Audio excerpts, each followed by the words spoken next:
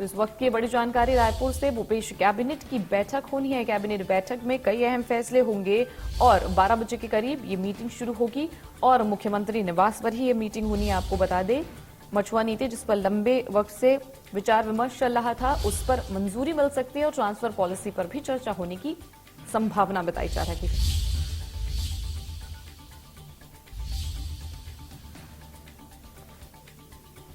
तो बड़ी खबर आपको दे रहे हैं, जहां भूपेश कैबिनेट की बैठक होनी है। बैठक में कई अहम फैसले लिए जाएंगे। वहीं आपको ये भी बता दें कि ये बैठक मुख्यमंत्री निवास पर ही होगी और बैठक में मछुआ नीति को मंजूरी मिल सकती है। ट्रांसफर पॉलिसी पर भी चर्चा की संभावना है।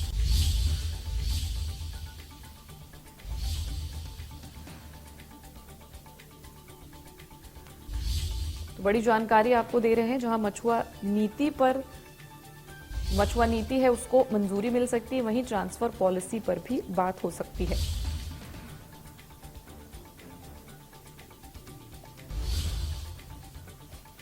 तो ट्रांसफर पॉलिसी पर चर्चा होने की संभावना है।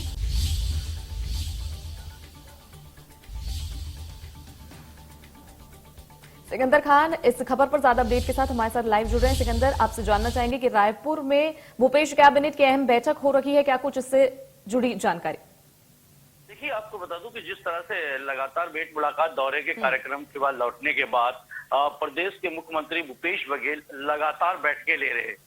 चाहे वो बात करूं जनजाति समाज की बैठक या फिर कांग्रेस संगठन की बैठक, तो ऐसे करके सभी जिस तरह से लगातार के बड़ी बड़ी बैठकें ले रहे हैं। तो आज 14 जुलाई को मुख्यमंत्री निवास पर बड़ी बैठक होगी, कैबिनेट की बड़ी बैठक हो रही है और इस बैठक में लगभग कैबिनेट के जितने मिनिस्टर है वो सब शामिल होंगे और खुद मुख्यमंत्री इस बैठक में रहेंगे। तो कहीं ना कहीं मुख्यमंत्री निवास में जिस तरह से आज की जो बैठक होगी वो बहुत ही अहम बैठक के रूप में देखी जा रही है, क्योंकि 20 से लेकर के 27 जुलाई तक विधानसभा सत्र चलनी है, तो उस पर भी कहीं ना कहीं चर्चा की जा सकती है। ट्रांसफर पॉलिसी की बात किया जाए तो ट्रांसफर पॉलिसी को भी लेकर के लगातार चर्चाओं का विषय बना हुआ था। उसको लेकर के मुख्यमंत्री भूपेश बघेल कैबिनेट मिनिस्टरों के साथ चर्चा कर सकते हैं।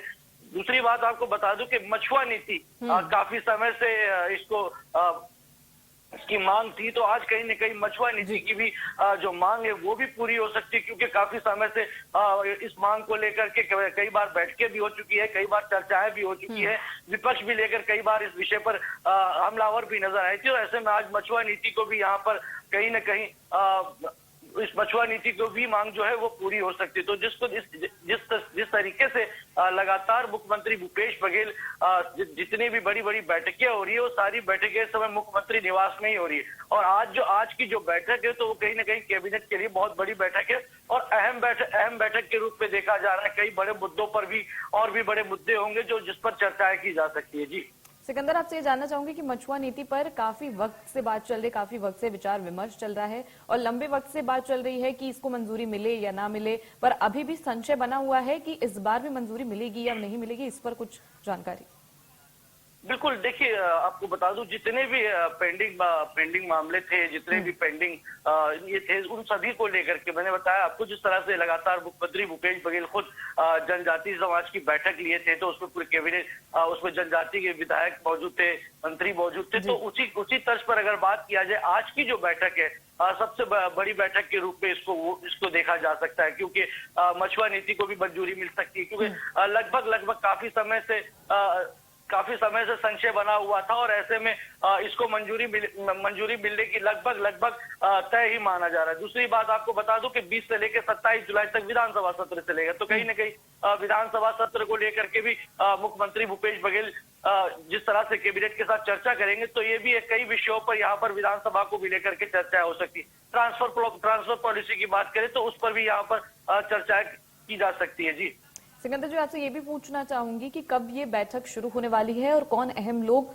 मुख्यमंत्री के अलावा शामिल होंगे? देखिए, आपको बता दूं कि जिस तरह से दोपहर 12 बजे बैठक शामिल होगी और इस बैठक में लगभग बात किया जाए कैबिनेट के जो मिनिस्टर है वो इस बैठक में शामिल होंगे। बात किया जाए रविंद्र चौबे, कृषि मंत्री है, रविंद्र चौबे भी यहाँ पर शामिल हो सकते हैं, क्योंकि बरसात का सीजन चल रहा है और छत्तीसगढ़ के कई हिस्सों में बारिश भी नहीं हो रही है, उस विषय पर भी चर्चाएं की जा सकती है। जिस तरह से अमरजीत भगत की बात करूं तो वो भी इस बैठक में शामिल होंगे और मंत्री नगरीय निकाय मंत्री की बात शिव कुमार डहरिया भी इस बैठक में शामिल होंगे, ताम्रध्वज साहू भी इस बैठक में शामिल होंगे। तो लगभग जो मिनिस्टर है मुख्यमंत्री निवास से पहुंचेंगे और इस बैठक में शामिल होंगे। तो जो बैठक है जितने भी मिनिस्टर है वो सभी मुख्यमंत्री निवास पर आज दोपहर पहुंचेंगे।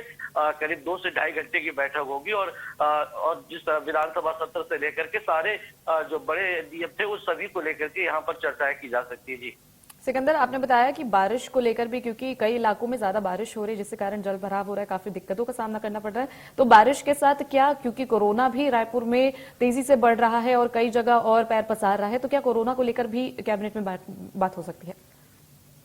देखिए, आपको बता दूं, जिस तरह से अगर कोरोना की बात किया जाए तो स्वास्थ्य अमला खुद कोरोना को लेकर के यहाँ पे अलर्ट है। क्योंकि बात किया जाए, स्वास्थ्य मंत्री टीएस सिंहदेव ने लगातार स्वास्थ्य विभाग की बैठकें ले चुके हैं और इस तरह की बैठकें हो चुकी है। मुख्यमंत्री भूपेश बघेल ने भी खुद कई बार आदेश किया गया है कि चाहे एयरपोर्ट हो, रेलवे स्टेशन हो, बस स्टैंड हो, जो बाहर से लोग आते हैं उन सभी लोगों का कोविड टेस्ट किया जाए। कोविड टेस्ट करने के बाद ही शहर में एंट्री दिया जाए। बात किया जाए बॉर्डर है, छत्तीसगढ़ महाराष्ट्र बॉर्डर सटा हुआ है, मध्य प्रदेश छत्तीसगढ़ का बॉर्डर है, उड़ीसा छत्तीसगढ़ का बॉर्डर, तो कहीं ना कहीं जो बाहर से लोग पहुंच रहे हैं उन लोगों की भी कोविड टेस्ट करने का यहाँ पर आदेश दिया जा चुका है। और लगातार बात किया जाए, राजधानी रायपुर में ही 100 से ज्यादा कोरोना पॉजिटिव निकल रहे हैं। तो कहीं ना कहीं आसपास के जिलों में भी अब कोरोना जो है छोटे छोटे एरियो में, छोटे छोटे कस्बों में है, कोरोना के जो मरीज है, कोरोना संक्रमण के जो मरीज है वो लगातार अब सामने आने लगे। तो जिस तरह से 360 से लेकर के 380 तक कोरोना मरीजों की, कोरोना पॉजिटिवों की संख्या लगातार जो है यहाँ पर बढ़ रही है। दूसरी बात किया जाए, बरसात की बात करूं मैं तो छत्तीसगढ़ के बस्तर के पूरे इलाके में यहाँ पर लगातार बारिश हो रही है। नदी नाले उफान पर है, कई बड़ी बड़ी घटनाएं भी हो चुकी है। तो सरगुजा की बात किया जाए तो सरगुजा क्षेत्र में बारिश नहीं है। सरगुजा क्षेत्र के कई हिस्सों में पानी नहीं होने के कारण सूखा है। कहीं न कहीं किसानों को, इस समय बरसात का सीजन है, किसानों को धान की फसल, कोदो की कई फसल लेने का समय है और इस समय खरीफ की फसलों की बात किया जाए तो पूरी तरह से सरगुजा संभाग में। ठीक है सिकंदर, तो काफी अहम मुद्दों पर आज बात हो सकती है। देखने वाली बात होगी कि किन चीजों पर फैसले आएंगे और किन चीजों की जो नीतियां हैं, कौन कौन सी नीतियां एक्सेप्ट की जाएंगी, इस पर बात करेंगे। सिकंदर, पूरी जानकारी के लिए आपका बहुत शुक्रिया। मध्य प्रदेश, छत्तीसगढ़ की हर खबर सीधे आपके मोबाइल फोन पर। अभी सब्सक्राइब करें हमारा चैनल और पाएं पल पल की खबर।